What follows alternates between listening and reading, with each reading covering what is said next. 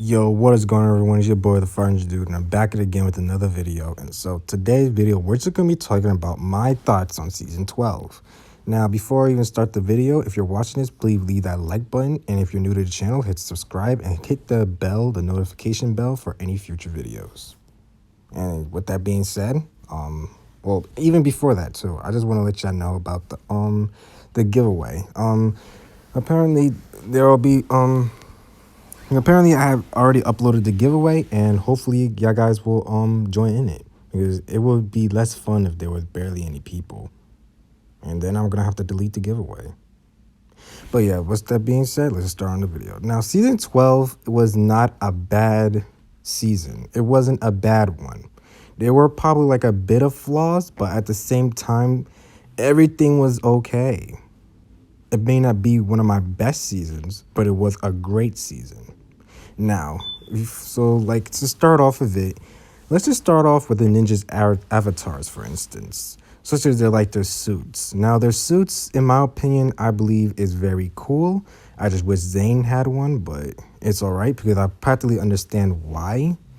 Their avatars were pretty amazing. I like Kai's the most, then Jay's, then Lloyd's, but Cole and Nia, sadly, I really wanted them to have an avatar just like them, or show their avatar in the show, because they have an avatar in the set, but they just don't have it in the show.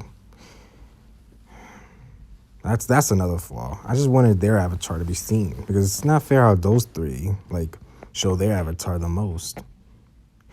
But although Prime Empire was very cool, I liked the race. That was one of the episodes about the race, like how they had to race for the Kitana. Emotionally, I felt bad for Kai and Cole because they ended up dying, and they were turned into energy cubes for the gate portal for Uragami. Now, Uragami, which is the main villain of Prime Empire, he was actually, we thought that was Nelson Dyer who was like the bad guy, but instead it realized it was a whole entire plot twist, meaning that it wasn't even Melton Dyer who created the game. The person who created the game was Melton Dyer, and it wasn't him who was the enemy, although he is the reason why the enemy is the enemy. Uragami was actually had feelings, and he didn't even understood that.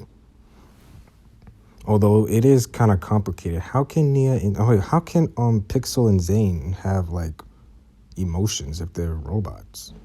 But although, you know, I actually pictured it, like it didn't really make much sense. But I don't want to feed into that, because honestly, I just used the fact that, well, probably it's because their emotions are filled with ones and zeros and stuff. I don't know. It's best for me not even think about it. Just know that Uragami is more of a, like, he has feelings as well. Like, your creation has feelings, and you pushing them away like that, it kind of makes them go through a dark path. Now, honestly, I'm not going to blame Uragami. I'm not really going to blame him, because honestly, he's going to be that character he's going to be, in my vision, he's going to be like that character who's not really, like, cool. I mean, he's cool and all, but, like, he's like an average. He's not a bad villain, but at the same time, he's not entirely a villain. So he basically just did all what he did just to advance the game and stuff. Jay, however, was the main focus of the whole entire season, and apparently, I believe that, like, I don't know, a part of me didn't feel like his character really grown.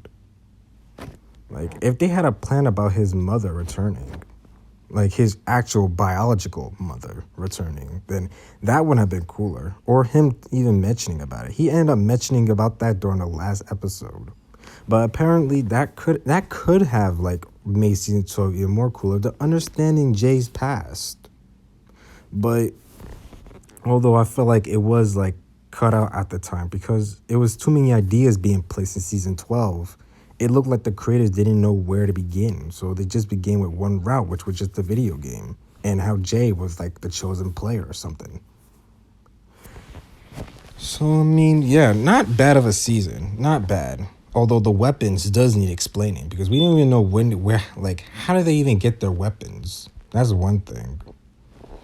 But yeah, besides from all that and some loopholes that they have, none of it is all bad. Like there were like other side villains such as the mechanic and like other his goons like Ultraviolet and Captain Soto, which I can't believe that Captain Soto is actually still a villain. Brother.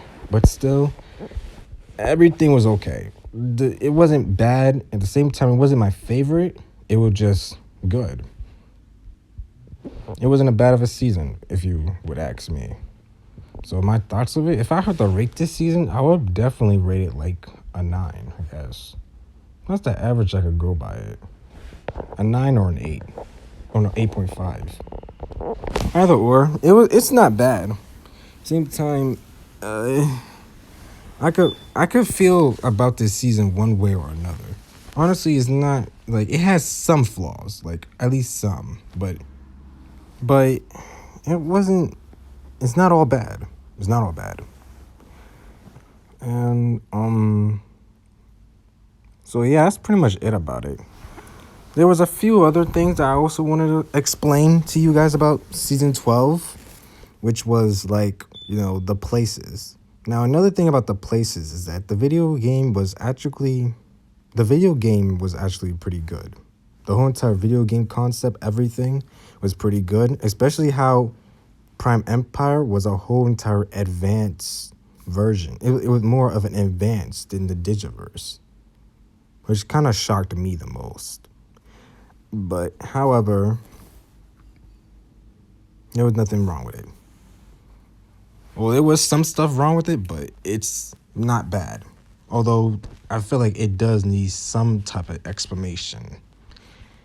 And we had to get and see new characters as well, which is pretty good. Which ended up being free.